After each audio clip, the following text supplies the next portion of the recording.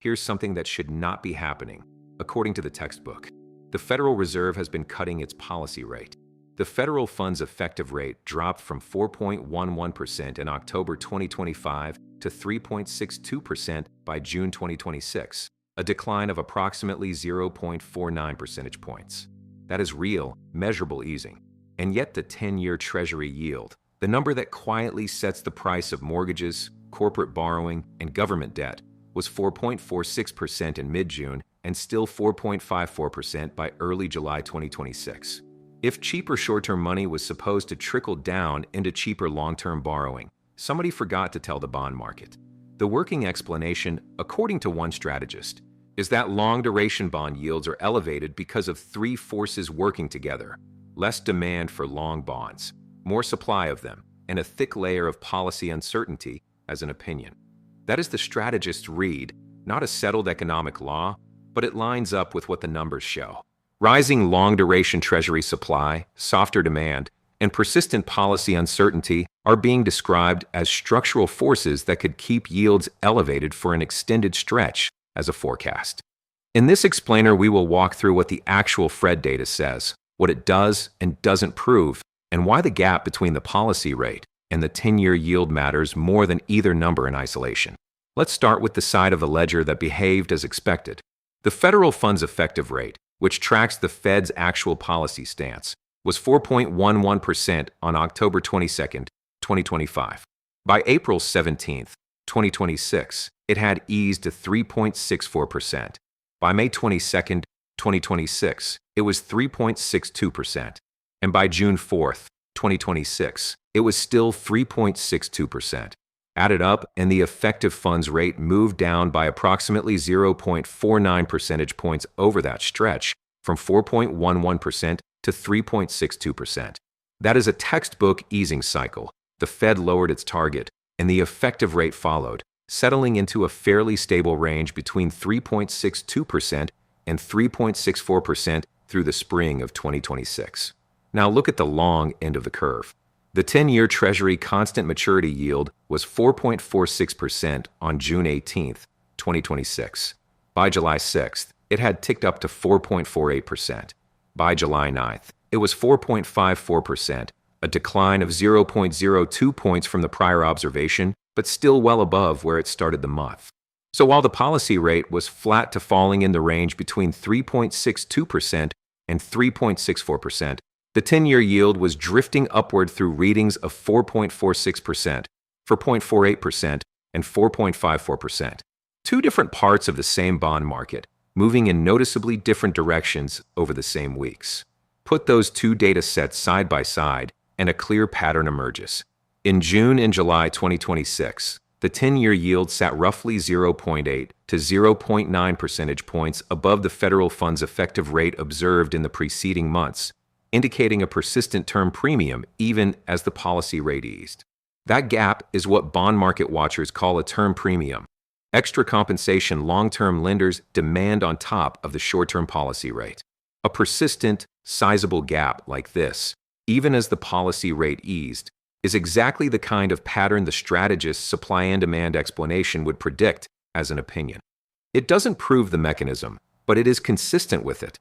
The short end is doing what the Fed wants, while the long end is pricing in something else entirely. More bonds coming to market, fewer buyers stepping up, and unresolved questions about the policy path ahead, as an opinion. Here's the honest pushback. Everything we've just walked through covers a window from October 2025 through July 2026, a matter of months, not years. The claim that this reflects a genuine, multi-year, higher-for-longer regime, with yields settling on a new elevated plateau even after Fed cuts began, is described in some commentary as corroborated by Fed's longer 10-year and 2-year yield history stretching back before 2022, hypothetically. That broader multi-year comparison is not something we can verify from the data in front of us here, and it is explicitly flagged as only partially supported and, in parts, disputed hypothetically. It's entirely possible that a few months of elevated readings on the 10-year yield is just short-term noise, a temporary supply glut, a seasonal Treasury auction calendar, or a transient bout of uncertainty, rather than proof of a new permanent normal. A handful of observations clustered together is suggestive, not conclusive. Let's be precise about the boundary between fact and inference here. We know as fact the specific Fed observations, the federal funds effective rate readings from October 2025 through June 2026, and the 10-year Treasury yield readings from June and July 2026. We know, as a calculation drawn directly from those readings, that the funds rate fell by approximately 0.49 percentage points over that period, and that a term premium gap of roughly 0.8 to 0.9 percentage points existed between the two series in the same window. What we do not have from this evidence set is the multi-year pre-2022 baseline that would let us say with confidence whether the current 10-year yield readings represent a genuinely new elevated plateau compared to history, rather than just where things happen to sit in mid-2026, hypothetically. The idea that this is a durable structural shift confirmed by a longer Fed history is a claim we flagged as conflicted. It may turn out to be right, but the record here doesn't settle it, hypothetically. Similarly, the strategist's supply-demand uncertainty explanation is one informed opinion about why the gap exists, as an opinion, not a proven causal mechanism. We have not seen data isolating how much of the gap comes from each of those three factors individually. This isn't just an abstract spread on a chart. The 10-year yield is the reference point that mortgage lenders, corporate treasurers, and governments use to price long-term borrowing.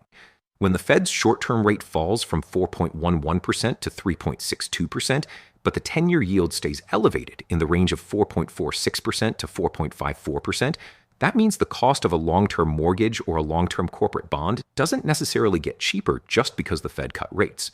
If rising long-duration Treasury supply, softer demand, and policy uncertainty really are the structural forces keeping that gap open as a forecast, then anyone waiting for Fed cuts to translate directly into cheaper long-term financing may be waiting on the wrong signal. The policy rate and the long bond yield are, right now, telling two different stories, and the second one is the one that shows up in your loan paperwork. The next time you hear that the Fed cut rates, don't stop there. Check what the 10-year Treasury yield is actually doing, because that gap is where the real story about borrowing costs lives. Fed's public data on the 10-year Treasury yield and the federal funds effective rate is free and updated regularly, so you can track this spread yourself rather than relying on any single narrative, including this one. If you found this breakdown useful for understanding what's actually driving the numbers behind mortgage rates and borrowing costs, consider subscribing to the Source Ledger for more evidence-based breakdowns of the data behind the headlines. And as always, this is analysis for understanding the market, not financial advice. What you do with your own money is a decision for you and qualified advisor, not a YouTube video.